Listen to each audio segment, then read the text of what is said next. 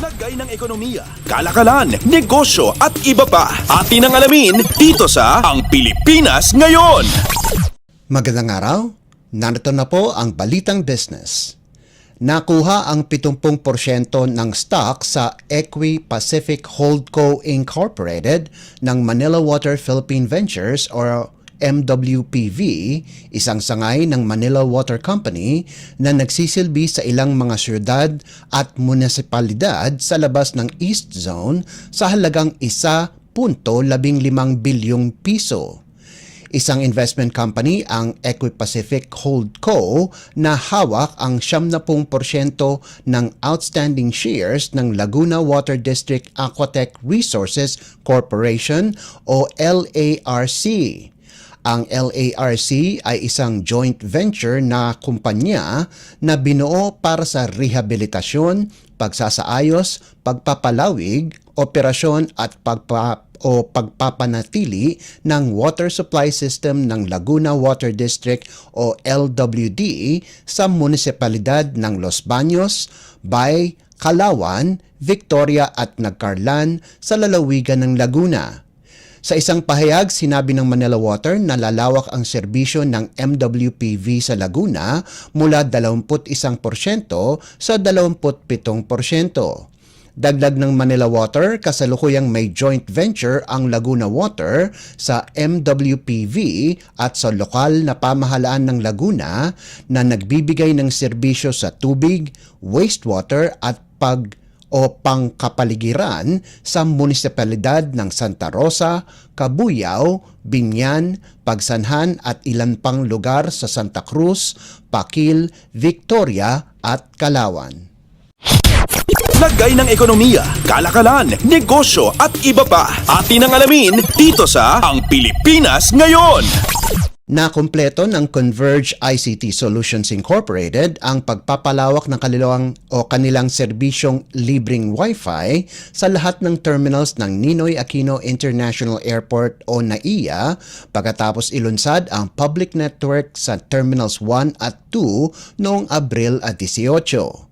Nagsimula ang free Pure Fiber Wi-Fi project ng Converge sa NAIA sa Terminal 4 noong Hulyo ng nakalipas na taon at sinundan ito sa Terminal 3 noong Nobyembre.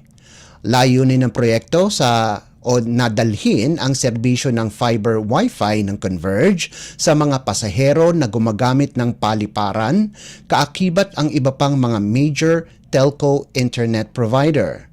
Magagamit na ng mga pasahero, kasama ang mga hindi gumagamit ng Converge, ang libreng Wi-Fi sa loob ng 2 oras gamit ang kanilang mga smartphones.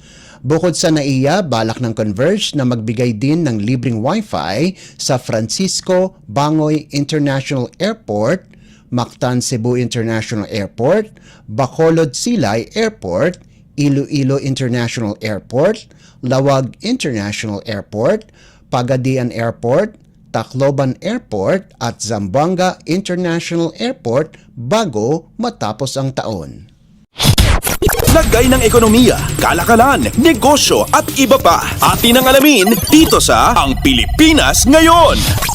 Magbubuhos ng mas maraming investments ang Department of Agriculture o DA sa agrikultura bilang bahagi ng suporta ng pamahalaan sa mga magsasaka at mangingisda.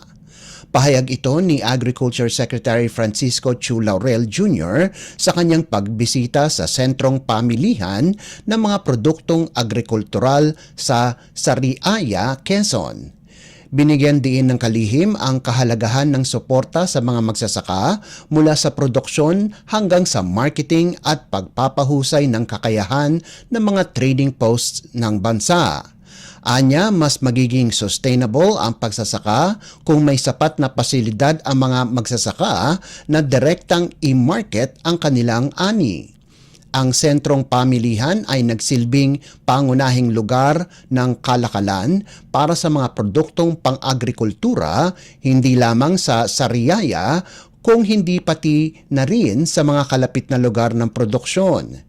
Sinabi pa ni Laurel, isang national logistics plan ang inihahanda ng DA na mag-uugnay sa mga vegetable farms at iba pang food growing areas sa mga food hub tulad ng Food Terminal Incorporated sa Taguig City.